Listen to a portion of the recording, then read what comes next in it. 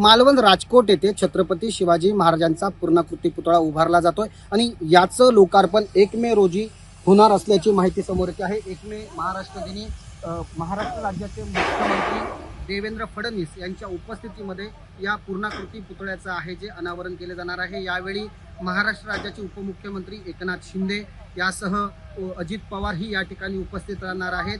मात्र हा जो पुतळा आहे तो 26 ऑगस्ट 2024ला दुर्घटनाग्रस्त झाला आणि त्यानंतर शिवप्रेमी असतील आणि राजकारणी असतील हे तापलेले पाहायला मिळाले आणि त्यानंतर महाराष्ट्र शासनाने तातडीनं तत्कालीन मुख्यमंत्री एकनाथ शिंदे आणि तत्कालीन सार्वजनिक बांधकाम मंत्री रवींद्र चव्हाण यांनी निविदा काढण्यात आली। त्या निविदेनंतर छत्रपती शिवाजी महाराजांच्या पूर्णाकृती पुतळ्याचं जे काम आहे ते राम सुतार यांच्या कंपनीला देण्यात आलं। त्या ठिकाणी 20 कोटी रुपयांची तरतूद करण्यात आली। पूर्ण हा जो पुतळा आहे तो ब्रॉन्झ धातूपासून बनलेला आहे आणि हा जो पुतळा आहे तो 100 वर्ष टिकणार आहे आणि 10 वर्ष जी आहे ते राम सुतार जी कंपनी आहे यांची कंपनी आहे त्याची देखभाल दुरुस्ती करणार आहे।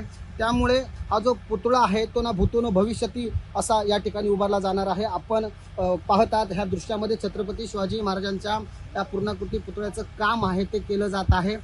यासह या पुतळ्याचं जे अनावरण जे आहे ते 1 मे रोजी होईल अशी माहिती समोर येत आहे। यावेळी उपमुख्यमंत्री एकनाथ शिंदे असतील, अजित पवार असतील, अन्य मान्यवर मंत्री महोदय असतील तेही या ठिकाणी उपस्थित राहणार आहेत। त्यामुळे संपूर्ण देशासह महाराष्ट्राचं लक्ष लागून राहिलेला हा मालवण राजकोट येथील पुतळा 1 मे रोजी त्याचं अनावरण होईल असं सांगितलं जात आहे। यामुळे शिवप्रेमी असतील किंवा पर्यटक असतील यांना हा पूर्णाकृती पुतळा येणाऱ्या काही दिवसात पाहायला मिळणार आहे। कॅमेरा पर्सन अनगासह प्रसाद पातळे, न्यूज 18 लोकमत, मालवण, सिंधुदुर्ग।